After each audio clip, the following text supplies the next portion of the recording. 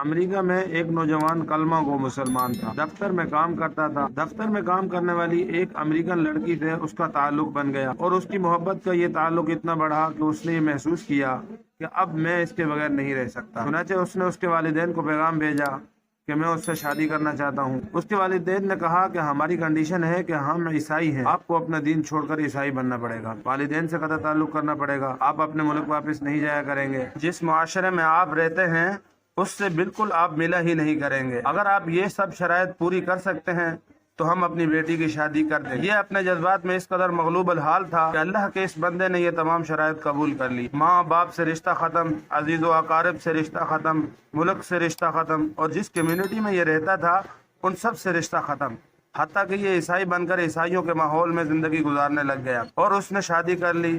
مسلمان بڑے پریشان، کبھی کبھی وہ اس کو تلاش کرنے کی کوشش کرتے مگر یہ ان سے ملنے سے بھی گھبرایا کرتا، کبھی کہیں کسی کو دیکھ لیتا تھا تو کترا جاتا۔ لوگ بالآخر تھک گئے، کسی نے کہا اس کے دل پر مہر لگ گئی، کسی نے کہا کہ مرتد ہو گیا، کسی نے کہا کہ اس نے جہنم خرید لی، کسی نے کہا کہ اس نے بڑا مہنگا سودا خریدا۔ ہر ایک کی اپنی اپنی باتیں تھی۔ 3-4 سال اسی حال میں گزر گئے، یہاں تک کہ دوست احباب سب کی یادداشت سے بھی نکلنے لگ گیا، بھولی بسری چیز بنتا چلا گیا۔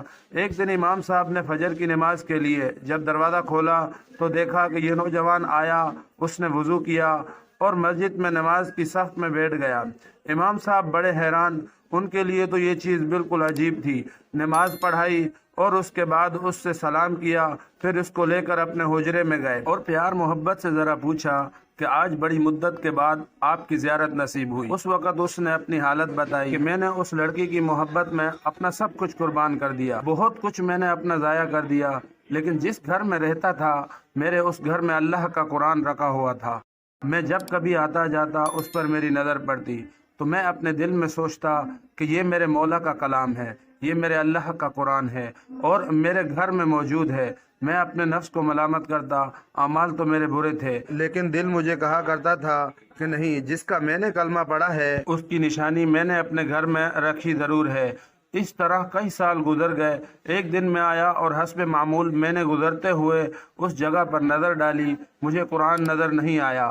میں نے بیوی سے پوچھا کہ یہاں ایک کتاب ہوا کرتی تھی، وہ کہاں ہے؟ اس نے کہا کہ میں نے گھر کی صفائی کی تھی، اس میں غیر ضروری چیزوں کو میں نے پھینک دیا ہے۔ اس نے پوچھا اس کتاب کو بھی؟ اس نے کہا ہاں۔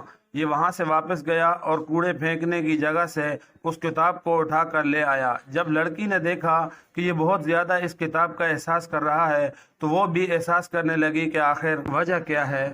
اس نے کہا بس میں اس کتاب کو رکھنا چاہتا ہوں۔ اس لڑکی نے جب دیکھا کہ یہ عربی میں ہے تو اس نے کہا کہ ہاں کوئی نہ کوئی اس کا تعلق اسلام سے ہے۔ تو اس نے کہا کہ دیکھ، تو اس گھر میں یہ کتاب رہے گی یا پھر میں رہوں گی، تمہیں اس میں سے کسی ایک کے بارے میں فیصلہ کرنا ہوگا۔ وہ کہنے لگا کہ جب اس لڑکی نے یہ کہا تو میرے لیے یہ زندگی کا عجیب وقت تھا۔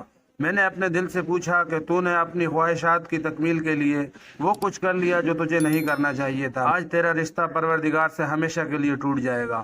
اب تو فیصلہ کر لے، تو اس کے ساتھ رہنا چاہتا ہے یا اس کے پروردگار کو چاہتا ہے۔ جب میں نے دل میں یہ سوچا تو دل نے یہ آواز دی کہ نہیں، میں نے لڑکی کو طلاق دی اور میں نے دوبارہ کلمہ پڑھا اور اب ہمیشہ کے لیے پکا مسلمان بن چکا ہوں۔ سوچئے، اتنے غافل مسلمان کے دل میں بھی اللہ رب العزت کی محبت کا بیج موجود ہوتا ہے۔ دنیا کی محفلوں سے اکتا گیا ہوں یا رب، کیا لطف انجمن کا جب دل ہی بجھ گیا ہو۔